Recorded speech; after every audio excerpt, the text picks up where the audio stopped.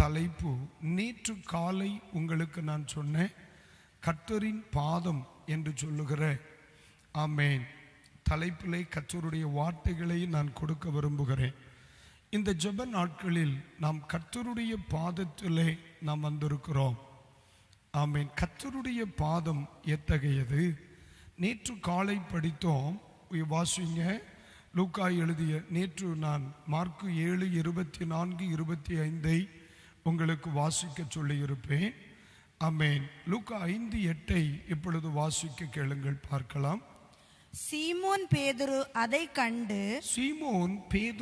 கண்டு இயேசுவின் பாதத்தில் விழுந்து, ஆமேன், இயேசுவின் பாதத்தில் விழுந்து, ஆண்டவரே, நான் பாவியான மனுஷன், நீர் என்னை விட்டு போக வேண்டும் என்றான். என்னை விட்டு போக வேண்டும் என்றான். அல்லேலூயா. கர்த்தருடைய பாதம் எத்தகையது? இதுதான் நேற்று காலை நான் கர்த்தருடைய வார்த்தைகளை உங்களுக்கு கொண்டு வர துவங்கினேன். ஒன்று, விழவேண்டிய பாதம். சொல்லுங்க அந்த வார்த்தையை. நேற்று பகல் படித்தோம். மார்க்கு 7:24-25 நாம் அடிப்படையாக கொண்டு படித்தோம். அதிலே ஒரு பெண்மணி இயேசு கிறிஸ்துவின் பாதத்தில் வந்து விழுந்தார்கள். எதற்கு? என் மகள் பிசாசின் வல்லமையினால் கொடிய வேதனைப்படுகிறாள் என்று வேதத்திலே நாம் வாசிக்கிறோம். வேதம் சொல்லுகிறது, கர்த்தரின் பாதத்தில் விழுந்த அந்த பெண்மணியின் பிள்ளை ஆமேன் அற்புதத்தை கண்டார்கள். பாருங்க, அநேக இடங்களில் பிசாசுகள் அலக்களிக்கப்பட்டு விடுதலை பெறுகிறதை பார்க்கிறோம். ஆனால் அந்த பெண்மணி தெருவோரத்தில் இயேசுவின் அண்டை வருகிறான். ஆண்டவருடைய சமூகத்தில் வந்து விடுதலை பெற்ற பொழுது மகள் வீட்டிலே, ஆனால் ஆமேன் தாய் தேவ சமூகத்தில் இருக்கிறான். அவருடைய பாதத்தில் விழுந்த பொழுது பிசாசின் பிடியிலிருந்து விடுதலை உண்டாயிற்று. ஆமேன். இப்போ நம்ம வாசித்த பகுதி, அதாவது கர்த்தரின் பாதம் என்று சொல்வது விழவேண்டிய பாதம். சொல்லுங்க அந்த வார்த்தையை. அல்லேலூயா. இப்போ நான் கவனிங்க, லூக்கா சுவிசேஷம் 5:8 என்பது நம்ம எல்லாருக்கும் பரிச்சயப்பட்ட ஒன்று. இங்கே ஆண்டவர் இயேசு கிறிஸ்து ஊழியத்தின் நிமித்தமாய் கலிலேயா கடற்கரை ஓரத்திற்கு போகிறார். அங்கே ஆண்டவர் இயேசுவுக்கு நான் இங்கு நிற்பது போல உயரமான ஒரு மேடை தேவைப்படுகிறது. கரையிலே திரளான ஜனங்கள் நிற்கிறாங்க. மக்களுக்கு கர்த்தருடைய வார்த்தைகளை உயரமான இடத்தில் நின்று பேசும்படி இயேசு தீர்மானிக்கிறார். ஆனால் அந்த உயரமான இடம் கடற்கரையில் இல்லை. உடனே ஆமீன் இயேசுவின் கண்கள் உயரமான ஒரு படகை தேடுகிறது. அப்படி கண்ணில் பட்டதுதான் பேதுருவனுடைய படகு. அல்லேலூயா. இங்க நல்ல கவனிங்க, உயிரற்ற ஒரு பொருள் ஒரு மனிதனின் வாழ்க்கையை மாற்றுவதற்கு ஆமீன் உதவியாக இருந்திருக்கிறது. மறுபடியும் சொல்லுகிறேன், உயிரற்ற ஒரு பொருள் ஒரு மனிதனின் வாழ்க்கையை மாற்றுவதற்கு காரணமாய் இருந்துச்சு. எப்படின்னு கேளுங்க. ஆமீன். இங்கே ஆண்டவருக்கு தேவை பேதுரு அல்ல, ஆண்டவருக்கு தேவை ஒரு படகு. படகோடு ஏற்படுகிற உறவு அந்த படகின் எஜமானனை மாற்றுகிறது. நீங்க நல்லா கவனிங்க. சில நேரங்களில் நாம் ஆண்டவருக்காக செய்கிற ஒரு ஸ்மால் மெட்டீரியல் உங்களுடைய வாழ்க்கையின் மறுரூபத்திற்கு காரணமாகும். மக்களை மறந்துடக்கூடாது. நீங்க நல்லா கவனிங்க. இயேசுவுக்கு தேவை பேதுரு அல்ல, இயேசுவுக்கு தேவை ஒரு மேடை, இயேசுவுக்கு தேவை ஒரு உயர்ந்த இடம், இயேசுவுக்கு தேவை ஒரு நம்ம என்ன சொல்லலாம், ஒரு படகு. ஆண்டவர் இந்த மனிதனுக்கு மாற்றம் வரப்போகிறது. ஆண்டவர் ஒரு அப்போஸ்தலன் தேர்வு செய்யப்பட போகிறார். இதெல்லாம் யாருக்கும் தெரியாது. படகு தேவை. படகை இவர் கொடுக்கிறார். கொடுத்த படகுக்கு தேவன் நன்றியுள்ளவராக இருக்கிறார். அதை தொடர்ந்து நாம் கவனிக்கும் பொழுது அவருடைய வாழ்க்கை மாறுகிறது. அதே மாதிரிதான் அநேக ஆண்டவர் இயேசு கிறிஸ்துவுக்கு தன் வீட்டை கொடுத்தவர்கள் உண்டு. அப்போஸ்தலருடைய ஊழியத்திற்கு தன் வீட்டை கொடுத்தவர்கள் உண்டு. சில நேரங்களில் அழிந்து போகிற உலக பொருட்கள் கூட நம்முடைய வாழ்க்கை மாறுவதற்கு காரணமாயிருக்கும். அல்லேலூயா. ஏதோமினுடைய வீடு சரித்திரத்தில் அவனை இடம் பிடிக்க பண்ணுவதற்கு காரணமாய் இருந்துச்சு. அதனால தான் சொல்றேன், ஆண்டவர் எந்த முகாந்திரத்தில் ஆகிலும் ஒருவனை இழுத்து கொள்ள போதுமானவர், ஒருவனை மாற்றுவதற்கு போதுமானவர். இன்றைக்கு சொல்லுகிறேன், ஒரு படகில் ஏற்படுகிற உறவு ஒரு மனிதனை கிறிஸ்தவ சரித்திரத்திற்கே தலைவனாக்கியது. அதற்கு காரணம், தெய்வம் ஒரு மனிதனை கண்டால் அவர் அவனை இழுத்து கொள்ள வேண்டிய விதத்தில் இழுத்து கொள்ளுவார். தேவன் மகிமையானவர், மறந்துவிடக்கூடாது. அல்லேலூயா. இதற்கு முன் நாம் நேற்று படித்த பகுதியில் பிள்ளையினுடைய வேதனை தாயை தேவ சமூகத்தில் விழப்பண்ணிற்று. இங்கே என்ன நடைபெறுகிறது? பேதுருவின் படகை இயேசு கடலுக்குள் கொண்டு போகிறார். அந்த படகு நிரம்புகிறது. 2 படகுகள் நிரம்பினதாய் கரைக்கு வருது. இதை பேதுரு சற்றும் என்ன செய்யவில்லை, எதிர்பார்க்கவே இல்லை. இவ்வளவு விரைவாய் என் வாழ்க்கையில் ஒரு மாற்றம், இவ்வளவு விரைவாய் என் குறைவுகள் நிறைவாக்கப்படுகிற ஒரு சூழ்நிலை, இவ்வளவு விரைவாய் என் ஏமாற்றங்களுக்கு ஒரு முடிவு வரும் என்று இவர் எதிர்பார்க்கவில்லை. நீங்க நல்லா கவனிக்கணும், இந்த விழுகை எதை காண்பிக்கிறது? இயேசு கிறிஸ்துவை அதற்கு முன் பேதுரு இத்தகைய விதத்தில் அவரை புரிந்து கொள்ளவே இல்லை. நான் சொல்றது எத்தனை பேருக்கு புரியுது? ஏன் அப்படின்னு சொன்னா, இயேசுவை ஒரு சாதாரணமான ஒரு போதகராகத்தான் பார்க்கிறார் பேதுரு. அதே நேரத்தில் இந்த அற்புதத்தை கண்ட பொழுது அவர் சொல்லுகிறார், இயேசுவின் பாதத்தில் விழுந்து. இயேசுவின் பாதம் எப்படிப்பட்டது? விழ வேண்டிய பாதம், விழ வேண்டிய பாதம். ஒரு மனுஷன் அத்தனை ஜனங்களுக்கு முன் இயேசுவினுடைய பாதத்தில் விழுந்தான். வேதம் சொல்லுகிறது, அந்த மனிதனுடைய சரித்திரத்தையே தேவன் மாற்றினார். அல்லேலூயா. நீங்க நல்லா கவனிக்கணும், ஒரு சாதாரணமான மீன் பிடிக்கிற ஒரு செம்படவன், ஒரு சாதாரணமாய் மீன் பிடிக்கின்ற ஒரு மனிதன்.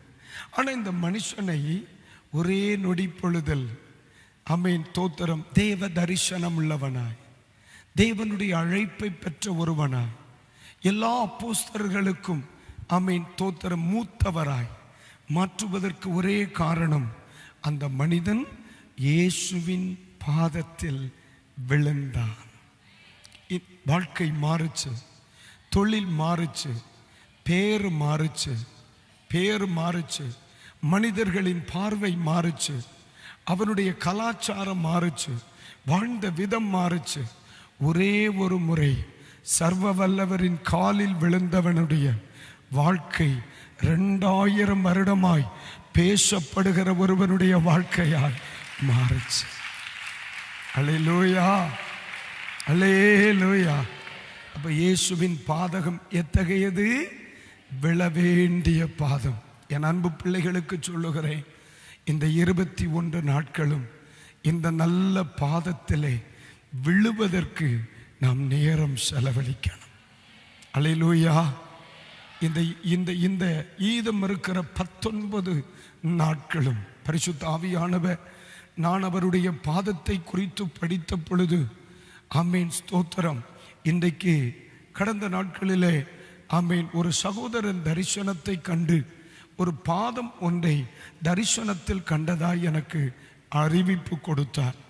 நான் அவர் தரிசனத்தை கண்டு ஆலயத்திற்கு வந்திருக்கிறார். நான் இங்கே பாதத்தை குறித்து நேற்று காலை பிரசங்கித்தேன். அவர் சொன்னார், அண்ணே, அது எனக்கு ரொம்ப ஆச்சரியமா இருந்துச்சு. நான் காலையில் தரிசனத்தில் எதை கண்டேனோ அதை என் காதுகள் கேட்டது. ஆமென், ஆமென். வேதம் சொல்லுகிறது, ஒரு தாய் இயேசுவின் பாதத்தில் விழுந்தாள். அநேக வருடமாய் ஒரு பிள்ளை அனுபவித்த நெருக்கத்திலிருந்து, பிசாசின் பிடியிலிருந்து பிள்ளைக்கு விடுதலை வந்துச்சு. இங்கே ஒரு மனிதன் இயேசுவின் பாதத்தில் விழுந்தான். மீன் பிடிக்கின்ற அந்த மனிதனை ஆண்டவர் மனிதர்களை பிடிக்கிறவராய் மாற்றினார். அல்லேலூயா. ஆமென். இல்லை, எனக்கு அந்த வார்த்தை ரொம்ப பிடிக்கும். ஏன்னா நம்முடைய அப்போஸ்தலர்களிலேயே நன்றாக படித்த ஒரு மனுஷன் அப்போஸ்தலனாகிய பவுல் தான். ஆனால் அந்த மனிதனை திரள் கூட்டத்தை ஆதாயப்படுத்துகிற இடத்துல ஆண்டவர் வைக்கலை. ஆனால் பேதுரு கலாச்சாரம் இல்லாதவர், கல்வி அறிவில்லாதவர், உலகம் அறியாத ஒரு மனுஷன். அந்த மனிதனை கர்த்தருக்கு ஸ்தோத்திரம். இன்னைக்கு பாருங்க, பவுலுக்கும் பேதுருவுக்கும் வித்தியாசம் உண்டு. பவுலை விழப்பண்ணினது கர்த்தர், ஆனால் பேதுருவை விழப்பண்ணவில்லை, அவனாகவே விழுந்தான். நான் சொல்றது எத்தனை பேருக்கு புரியுது? ரெண்டு பேரும் விழுந்துதான் தொடங்கி இருக்காங்க. பேதுருவும் தமஸ்குவின் வாசல் படியில் வைத்து என்ன செய்தார்? சவுலும் தமஸ்குவின் வாசல் படியில் வைத்து தன்னுடைய சுய வாகனத்திலிருந்து விழுந்தார், எழுந்தார், ஊழியத்தை ஆரம்பிக்கிறார். பேதுரு கடற்கரையில் வைத்து சர்வ வல்லவருடைய பாதத்தில் விழுந்தார், எழுந்தார், தொடருகிறார். ஆனா ரெண்டு பேருடைய வாழ்க்கையை நீங்க கவனிங்க. பவுலால் தேசங்களில் சுவிசேஷம் அறிவித்தாலும் பேதுருவுக்கு முன் வரும் பொழுது பவுல் ஒன்றுமில்லை. காரணம், தன்னுடைய சுவிசேஷ பணி அங்கீகரிக்கப்படுவதற்காக பவுல் யாரை தேடி சொல்லுகிறார்? பேதுருவை தேடி போகிறார். அந்த சபையின் தலைவனாக பேதுரு எண்ணப்படுகிறார். ஒன்று புரிந்து கொள்ளுங்கள், ஆண்டவராக நம்மை விழப்பண்ணுவதற்கும் நாம விழுவதற்கும் வித்தியாசம் உண்டு. நான் சொல்றது எத்தனை பேருக்கு புரியுது? சவுல் தேவனால் விழப்பண்ணப்பட்டார். ஆனால் பேதுரு தானாக தேவ சமூகத்தில் என்ன செய்தார்? ஒருவருடைய அழுத்தத்தின் பேரில் ஆண்டவருடைய பாதத்தில் விழுகிறவர்களுக்கும் ஆண்டவர் பேரில் உள்ள அன்பில் ஆண்டவருடைய பாதத்தில் விழுகிறவனுக்கும் வித்தியாசம் உண்டு. மனைவியினுடைய அழுத்தத்தின் பேரில் ஆண்டவரிடத்தில் வருகிறவர்களுக்கும் புருஷர்களுடைய அழுத்தத்தின் பேரில் ஆண்டவருடைய பாதத்தில் வருகிறவர்களுக்கும் சுயமாய் ஆண்டவரை நேசித்து அவருடைய சமூகத்தை நேசித்து வந்து அமருகிற விழுகிற பிள்ளைகளுக்கும் வித்தியாசம் உண்டு. இன்றைக்கு ராத்திரி பொழுதில் உங்களை பார்த்து ஆணித்தரமாய் சொல்லுவேன், விழ பண்ணப்பட வேண்டியவர்கள் அல்ல, நாம் விழ வேண்டியவர்கள். அல்லேலூயா, எஸ், அல்லேலூயா, அல்லேலூயா. அம்மே, பேதுரு பவுலை குறித்து வேதத்தில் நான் படிக்கும் பொழுது தனி மனித சுவிசேஷம் அறிவிக்கிறார். ஆனால் பவுல் பிரசங்கம் பண்ணின பொழுது ஒருவர் 5 பேர் 40 பேர் இப்படித்தான் டிராவல் ஆச்சு. ஆனால் பேதுருவின் பிரசங்கம் அப்படி அல்ல. ஒரு மெசேஜ் 3000, ரெண்டாவது மெசேஜ் 5000, இப்படித்தான் போச்சு. அப்போ விழ பண்ணினவனுக்கும் விழுந்தவனுக்கும் வித்தியாசம். நான் சொல்லுது எத்தனை பேருக்கு புரியுது மக்கள்? ரெண்டு பேரையும் ஆண்டவர் தான் பயன்படுத்தினார். ரெண்டு பேரும் ஆண்டவர் தான் பிரசங்கம் பண்ணினாங்க. ரெண்டு பேரும் அற்புதங்களை செய்தாங்க. ஆனால் ரெண்டு பேரையும் நாம் கணக்கிடும் பொழுது இந்த இரண்டு பேருடைய ஊழியமும் வித்தியாசம். பேதுரு பிரசங்கித்த பொழுது 3000 பேர் முன்னாடி வந்தான். பவுல் பிரசங்கித்த பொழுது ஒரு சிலர் முன்னாடி வந்தாங்க. ஒரு குடும்பம் முன்னாடி வந்துச்சு. அதுக்கு காரணம் என்ன? கர்த்தரின் பாதத்தில் விழுந்தவனை ஆண்டவர் தூக்கி விடாமல் இருக்கவே மாட்டார். இந்த வார்த்தையை மறக்காதீங்க. இந்த 2வது நாள் இரவிலே சொல்லுகிறேன், தானாய் முன்வந்து ஆண்டவருடைய பாதத்தில் விழுந்த ஒருவனை கர்த்தர் தூக்கி விடாமல் இருக்க மாட்டார். எத்தனை பேர் வலது கரத்தை உயர்த்தி ஒரு ஸ்தோத்திரம் சொல்ல முடியும்? அப்படியானால் இது விழுகிற நாட்கள். இதை தொடர்ந்து கர்த்தர் உன் குடும்பத்தை தூக்கி விடுகிற நாட்களாக இருக்கணும். தொடர்ந்து உங்கள் வாழ்க்கையை தூக்கி விடுகிற நாட்களாக இருக்கணும். அப்ப இன்றைக்கு இந்த ராத்திரியில் நமது தீர்மானம் என்ன? கர்த்தரின் பாதம் என்பது விழ வேண்டிய பாதம். சொல்லுங்க, விழ வேண்டிய பாதம். அல்லேலூயா. நான் ஆண்டவரிடத்தில் வேண்டிக் கொள்கிறேன், இந்த உபவாச கூடுகை முடிந்த பிறகு பேதுருவை போல ஆண்டவருக்காக செயல்படத்தக்க சில தேவ பிள்ளைகளை ஆண்டவர் எழுப்புவார் என்று சொன்னார். அதைவிட சந்தோஷம் வேறொன்றும் இல்லை. அல்லேலூயா, அல்லேலூயா. லூக்கா எழுதிய சுவிசேஷம் 8ஆம் அதிகாரத்திற்கு நேராய் நம்முடைய கவனத்தை திருப்புவோம். லூக்கா எழுதிய சுவிசேஷம் 8ஆம் அதிகாரத்திலே அதனுடைய 41ஆம் வாக்கியத்தை ஒருவர் வாசிக்கும்படி கேட்கிறேன். அப்பொழுது ஜெப ஆலய தலைவனாகிய யவீரு என்னும் பேருள்ள ஒருவன் வந்து இயேசுவின் பாதத்தில் விழுந்து. எப்படிமா? எப்படி? இயேசுவின் பாதத்தில் விழுந்து. நான் நேற்றைக்கு ஒரு ஸ்திரீ விழுந்தாள் என்று சொன்னேன். அந்த ரெஃபரன்ஸ் எழுதிட்டீங்களா? மார்க் 7:24-25. பிசாசு பிடித்த தன் பிள்ளைக்கு விடுதலை. 2, பேதுரு இயேசுவின் பாதத்தில் விழுந்தார். அந்த மனிதனுடைய வாழ்க்கையில் தலைகீழ் மாற்றம் இல்லையா? வாழ்க்கையே என்ன செய்திருச்சு? மாறிருச்சு. இங்கே ஒரு மனிதன், அவர் யாரு? யவீரு. அவர் வேலை என்ன? ஜெப ஆலய தலைவர். இவருக்கு ஏன் வருவதற்கான காரணம் என்ன? 12 வயதுள்ள தன்னுடைய ஒரே குமாரத்தி மரண அவஸ்தையில். சரி, இந்த சரித்திரம் எப்படி முடியுது? எனக்கு சொல்லுங்க, இந்த சரித்திரம் எப்படி முடியுது? இவள் வியாதிப்பட்டு தானே வந்தார். நடந்தது என்ன? ஆமென். இவர் டிராவல் பண்ணி இயேசுகிட்ட வருகிறார். அவர் வீட்டிலிருந்து புறப்பட்டு வரும் பொழுது பிள்ளை மரணத்துக்கு ஏதுவான வியாதியா இருந்தார். அதே நேரத்தில் இவர் வந்து விடுதலை அனுபவித்துக் கொள்வதற்கு முன்னே பிள்ளை என்ன செய்து விட்டான்? மரித்து போனார். இந்த பகுதியை நீங்க வீட்டில் போய் படிக்கணும் மக்களே. தன்னுடைய 12 வயது பிள்ளை, தான் ஒரு ஜெப ஆலய தலைவர், இன்னும் ஆழமா சொன்னான் ஒரு போதகர், அநேக ஜனங்களை ஜெபிக்க நடத்தினவர், அநேக ஜனங்களுக்கு நியாயப்பிரமாணத்தை போதித்தவர், அநேக ஜனங்களுக்கு தேவ சித்தத்தை அறிவித்து கொடுத்தவருடைய பிள்ளை என்ன ஆயிற்று? மரண அவஸ்தை. இப்போ வந்து ஆள் கூட்டம் பார்க்கல, தான் ஒரு போதகன் என்று பார்க்கல, தான் கற்று தேர்ந்தவன் என்று பார்க்கல. அத்தனை திற கூட்டத்துக்கு முன்னால யாருடைய பாதத்தில்? ஜெப ஆலய தலைவன் படைத்தவரின் பாதத்தில் விழுந்தான். அல்லேலூயா. நல்லா கவனிக்கணும் மக்களே. இயேசுவின் பாதம் விழ வேண்டிய பாதம். எப்படி? இயேசுவின் பாதம். அல்லேலூயா. பொழுதில்லாததனால் துரிதமாய் சொல்லுகிறேன். இயேசு அவனோடு வீட்டுக்கு போய் வீட்டில் இருந்த எல்லாரையும் வெளியே போக சொல். மரித்து போன பிள்ளையை கூப்பிட்டு உயிர் கொடுத்து செத்தவளை உயிர்ப்பித்து உயிரோடு கொடுத்தார். ஆமென். அல்லேலூயா. நான் ஏன் கர்த்தருடைய பாதத்தில் விழு என்று நான் சொல்லுகிறேன்? ஏன் ஆண்டவர் நம்மை கர்த்தருடைய பாதத்தில் விழுங்கள் என்று சொல்லுகிறார்? கடந்த நாட்களில் வாழ வேண்டிய சில எல்லைகளில் சாவு. எந்த இடத்தில் இழப்புகளை சந்தித்தீர்களோ அந்த இழப்புகளை மறுபடியும் திருப்பி எடுத்துக்கொள்வதற்கு அவருடைய பாதத்தில் ஒரு தகப்பன் விழ வேண்டிய அவசியம் இருந்தது. அல்லேலூயா. ஒரு பிள்ளையின் விடுதலைக்காக அம்மா விழுகிறார்.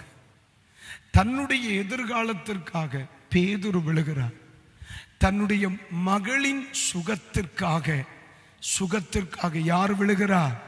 அப்பா விழுகிறார். அல்லேலூயா. இது குடும்பங்களுக்கான ஜெபங்கள். இது குடும்பங்களுக்காக ஜெபங்கள். நம்முடைய கண்ணெதிரில் கர்த்தரின் பாதம் தெரிகிறது. விழுந்து விடு சிலதை மறுபடியும் பார்ப்பதற்காக. Glory to God. Glory to God.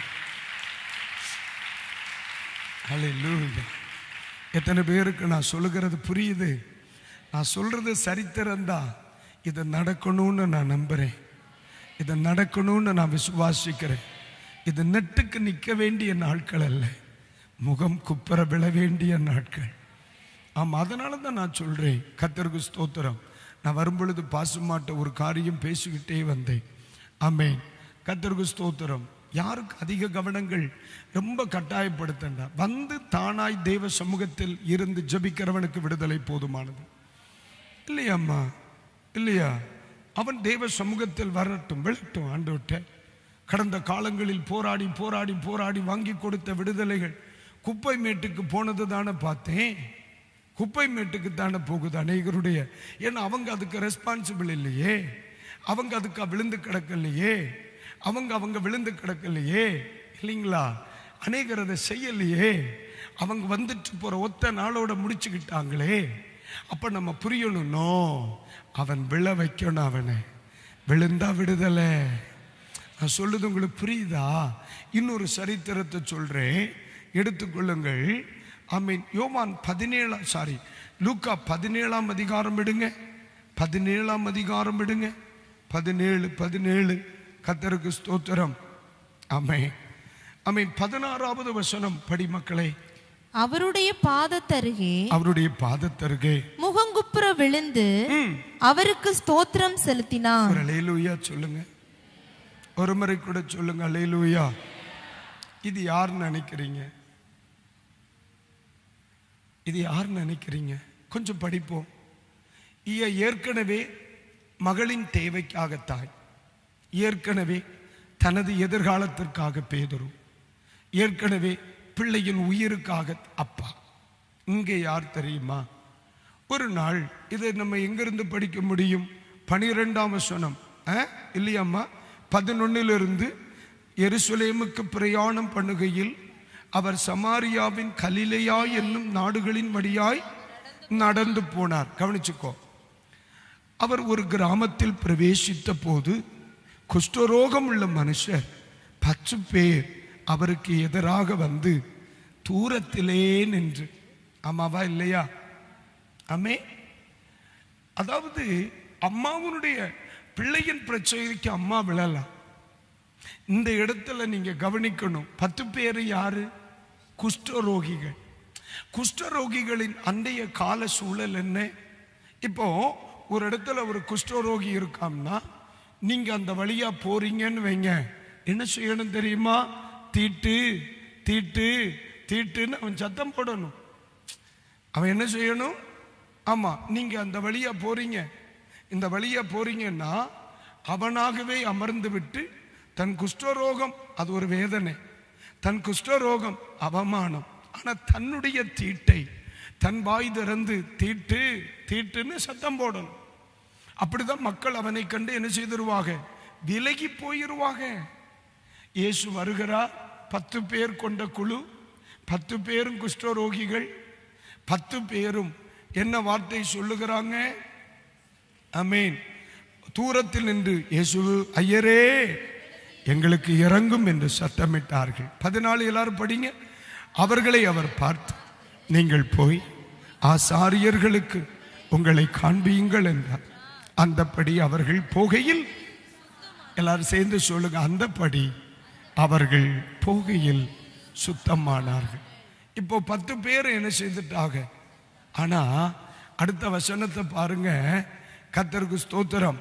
அவர்களில் ஒருவன் தான் ஆரோக்கியமானதை கண்டு திரும்பி வந்து உரத்த சத்தத்தோடு தேவனை மகிமைப்படுத்தி அவருடைய பாதத்தில் அருகே முகம் குப்புற விழுந்து அவருக்கு ஸ்தோத்திரம் செலுத்தினான். அவன் சமாரியனாயிருந்தான். அல்லேலூயா. அந்த அம்மா தேவைக்கா விழுந்துச்சு. பேதுரு நடந்த அற்புதத்தினால விழுந்தார். அந்த அப்பா தேவைக்கா விழுந்தார். இந்த மனுஷன் எதுக்கு விழுந்தான் தெரியுமா? தனக்கு நடந்த நன்மையின் நன்றி கடனாய் வந்து விழுந்தான். அல்லேலூயா. இன்னைக்கு நிறைய பேர் ஒரு காலத்தில் விழுந்தாங்க மக்களே, இப்ப விழுவதற்கு அவர்களுக்கு போதிய நேரம் இல்லை. ஒரு காலத்தில் விழுந்தாங்க, அவர்களுக்கு வருத்தம் இருந்தது, வேதனை இருந்தது, கண்ணீர் இருந்தது, அவமானம் இருந்தது, தீட்டு இருந்தது. ஆனா அப்பொழுது விழுவதற்கு அவர்கள் மனம் என்ன செய்யல, மறுக்கல. 10 பேர் சுகமடைந்தார்கள். இப்ப ஒருத்த மட்டும் திரும்பி வந்து நன்றி உள்ளவனாய் அவருடைய பாதத்தில் விழுந்தான். தேவை உள்ளவர்களும் மட்டுமல்ல, நன்மையை அனுபவித்தவர்களும் விழணும். இயேசுவின் பாதம் என்பது நாம் விழ வேண்டிய பாதம். அல்லேலூயா, ஆமென். கிடைக்க வேண்டிய நன்மைக்கு வேண்டி விழுந்தவர்களும் உண்டு, கிடைத்த நன்மைக்கு விழுந்தவர்களும் உண்டு. கடந்த 6 மாதங்கள் அல்லது இந்த 7 மாதங்கள் தேவன் உனக்கு நன்மை செய்திருந்தார், உங்கள் குடும்பத்திலே ஜீவன் தந்திருந்தார், உங்களுக்கு தேவன் அற்புதங்களை செய்திருந்தார், தூரத்தில் நின்று நடப்பதை வேடிக்கை பார்க்கிற அந்த 9 பேர் அல்ல, தெய்வம் எனக்கு செய்த என் மேல் பாராட்டின நன்மைகளுக்காக நன்றி உள்ளவனாய் அவன் பாதத்தில் விழுகிற ஒரு தேவ பிள்ளையாய் இருக்க கர்த்தர் நமக்கு கிருபை தருவார். அல்லேலூயா. பொதுவா நம்ம நன்மை அனுபவித்தால் காணிக்கை போடுகிறதோடு நிறுத்தி விடுவோம். நன்மை கிடைத்த பின் ஒரு சாட்சி எழுதி கொடுப்பதோடு நிறுத்தி விடுவோம். ஆனா இங்கே வெறும் காணிக்கையோடும் வெறும் ஒரு எழுத்து சாட்சியோடும் நிறுத்தவில்லை. அத்தனை பேருக்கு முன் தன் ஜீவிதத்தில் உண்டான விடுதலைக்கு நன்றி கடனான் சர்வ வல்லவரின் பாதத்தில் அவன் விழுந்தான். ஆமென் சொல்றீங்களா? அல்லேலூயா, அல்லேலூயா, ஆமென். நான் நினைக்கிறேன், ஆண்டவரிடத்தில் கேட்டேன், தேவ சமூகத்தில் விழுகிறவனை கர்த்தர் ஒரு நாளும் சத்துருவுக்கு முன் விழ விட மாட்டார்.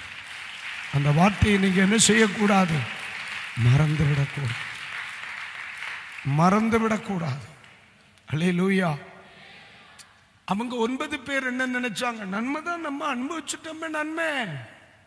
அந்த 9 பேருடைய மனநிலை என்ன, ஏன் நன்மை தான் அனுபவிச்சிட்டோமே, விடுதலை தான் அனுபவிச்சுட்டோமே, ஆசீர்வாதம் தான் அனுபவிச்சுட்டோமே அப்படின்னு சொல்லி அந்த ஆளை போயிட்டான். ஆனா இவனுடைய மனம் மட்டும் இடம் கொடுக்கல. அன்றைக்கு விழுந்தது இன்றைக்கு தலை நிமிர வைத்தது. இன்றைக்கு விழுந்தால் அது நாளைக்கும் என்னை தலை நிமிர வைக்கும். நான் சொல்றது எத்தனை பேருக்கு புரியுது? அவருடைய பாதம் விழ வேண்டிய பாதம். அல்லேலூயா. அடுத்த வசனத்தை ஒன்று படி மக்களே. அப்பொழுது இயேசு சுத்தமானவர்கள் 10 பேர் அல்லவா, மற்ற 9 பேர் எங்கே எங்கே தேவனை மகிமைப்படுத்துகிறதற்கு இந்த அந்நியனை ஒழிய மற்றொருவனும் திரும்பி வர காணோமே என்று சொல்லி அவனை நோக்கி, நீ எழுந்து போ, உன் விசுவாசம். மக்களே, இந்த வார்த்தையை நீ ரொம்ப கவனிக்கணும்.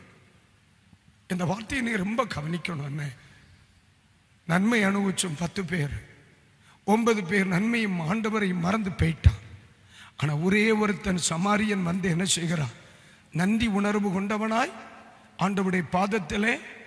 இப்ப அவனுக்கு வியாதி இல்லை மக்களே, இப்ப அவனுக்கு கடன் இல்லை, இப்ப அவனுக்கு கஷ்டம் இல்லை, இப்ப அவனுக்கு பாடு இல்லை, இப்ப கை நிறைய சம்பளம், மலைக்கு ஒதுங்க வீடு, சமூகத்தில் அங்கீகாரம், இதுவரைக்கும் வீட்டுக்குள்ளே ஏற முடியாது, இனி என்ன செய்யலாம், போகலாம்.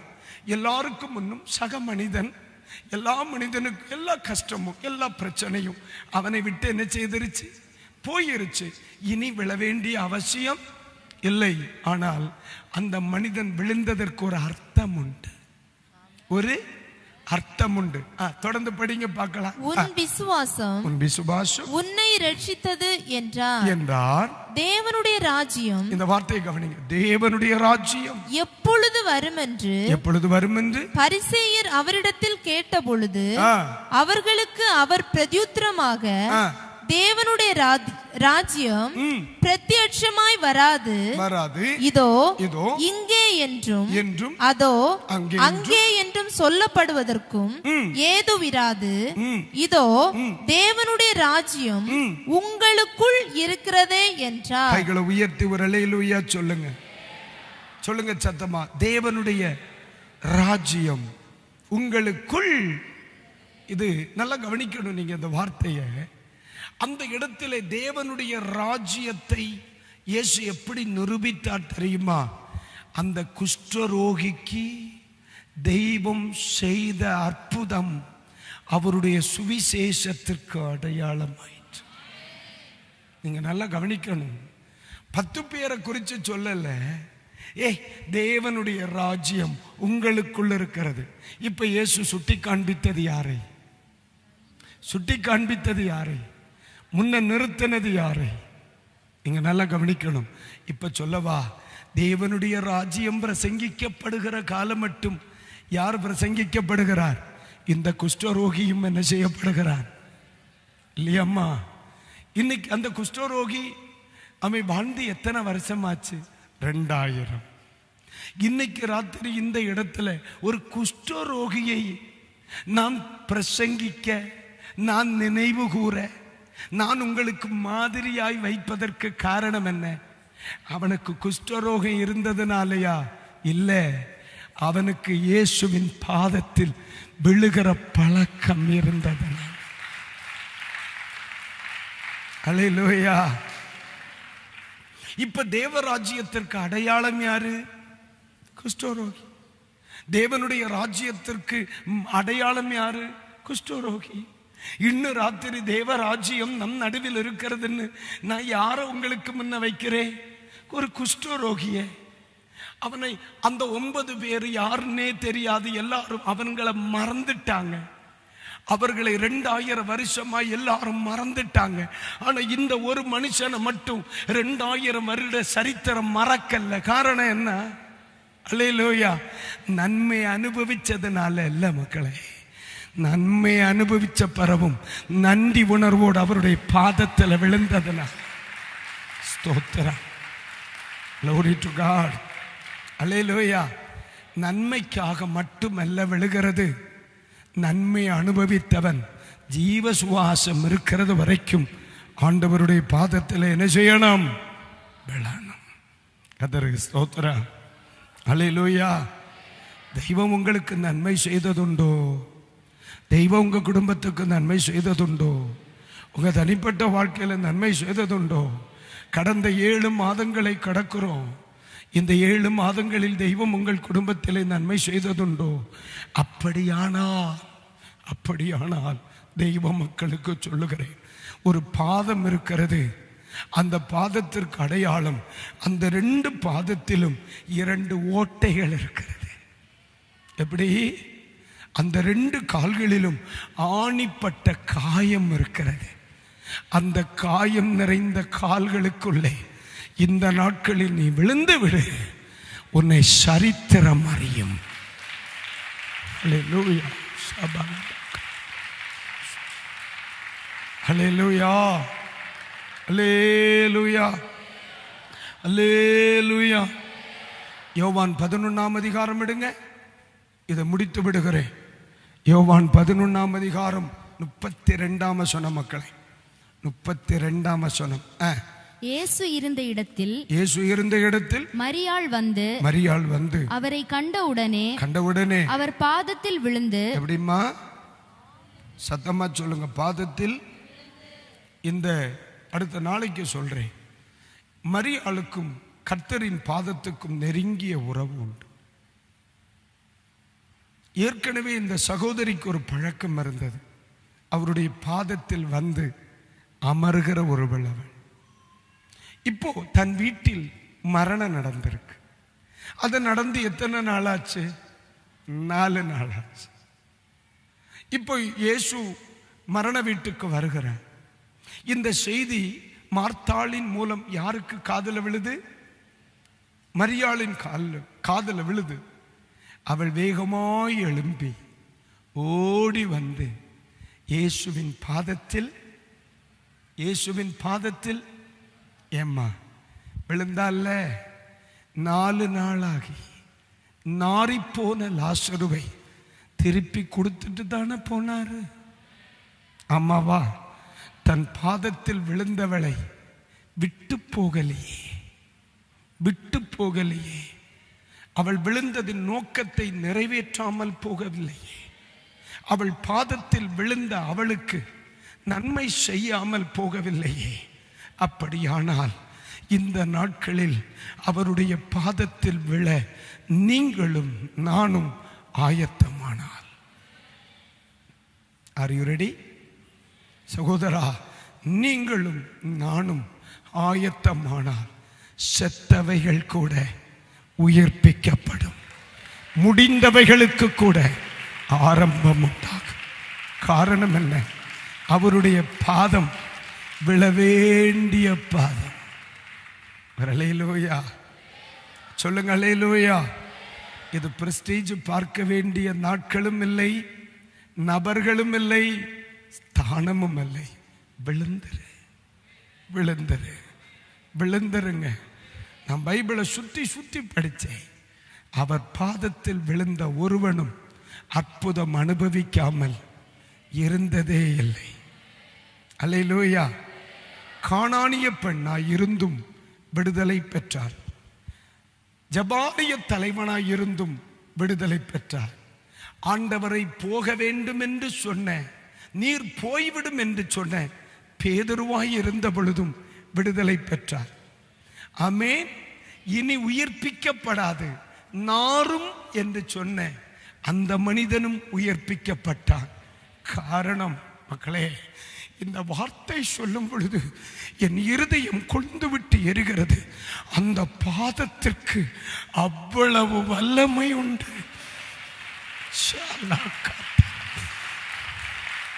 கொஞ்ச நேரம் ஆவியில நிரம்பி நீங்க கர்த்தரை துதிக்க முடியும். அந்த பாதத்துக்கு அவ்வளவு வல்லமை உண்டு. இது அவருடைய சமூகத்திலே முகம் குப்பர விழுகிற பாதம். கொஞ்ச நேரம் ஆவியில போராட முடியுமா உங்களால?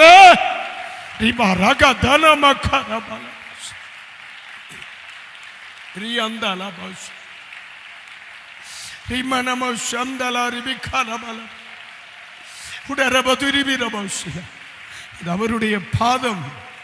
நீ எப்பேற்பட்ட ஒரு மனிதனாக இருந்தாலும் அவருடைய பாதத்திலே விழ ஆயத்தமானார்.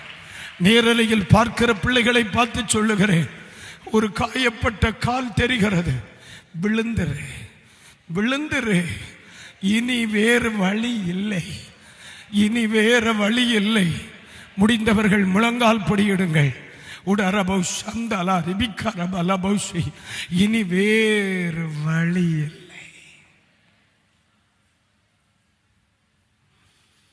ஒருவேளை இந்த ராத்திரியே அந்த காலுக்கு முன் முகம் குப்பர உன்னால் விழுந்து ஹல்லேலூயா தேவனை நோக்கி கெஞ்ச முடியுமானால், Jesus name, glory to God. நான் யாரையும் கட்டாயப்படுத்த மாட்டேன். நான் கர்த்தருடைய வசனத்தை சொல்லி ஜெபம் பண்ணிக்கிட்டே இருப்பேன். இந்த மீதம் இருக்கிற 19 நாள் பயன் அடைகிறவனுக்கு வாழ்க்கையில மாற்று. யாரையும் கட்டாயப்படுத்த மாட்டேன். ஹல்லேலூயா.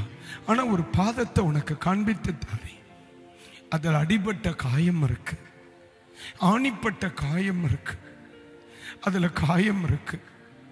அந்த காலில் விழுந்த யாருமே அழிஞ்சதா சரித்திரமே இல்லை. அந்த காலில் விழுந்த யாருமே அழிய பண்ணினதா சரித்திரமே இல்லை. செத்ததை கூட மறுபடியும் கண்டாங்க. பிசாசின் அடிமை பட்டத்தில் இருந்தவர்கள் விடுதலை கண்டாங்க. மரித்த குழந்தையை திருப்பி கண்டாங்க.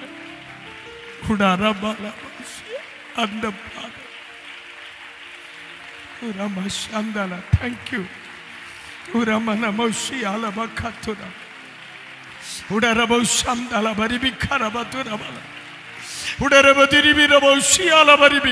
சகோதரா, நீ விழுவதற்கு ஆயத்தமானால், சகோதரா நீ விழுகிறதற்கு ஆயத்தமானால், சகோதரி நீ விழுகிறதற்கு ஆயத்தமானால், தங்கச்சிம்மா நீ விழுகிறதுக்கு ஆயத்தமானால், இன்றைக்கு ராத்திரி அந்த கால்கள் உனக்காய் காத்திருக்கிறது. நீ விழுகிறதற்கு ஆயத்தமானால் கண்டிப்பா சொல்றேன், ஒரு சமாரியன் தேவராஜ்யத்திற்கு அடையாளமாய் நிற்பானே. ஆனால் இன்றைக்கு ராத்திரியில் மிக தெளிவாய் சொல்லுகிறேன், தேவராஜ்யம் பிரசங்கிக்கப்படுகிற காலம் மட்டும் அவனுடைய செயல் பிரசங்கிக்கப்படுவது போல் நீ விழுந்த உன் சரித்திரத்தை அநேகருக்கு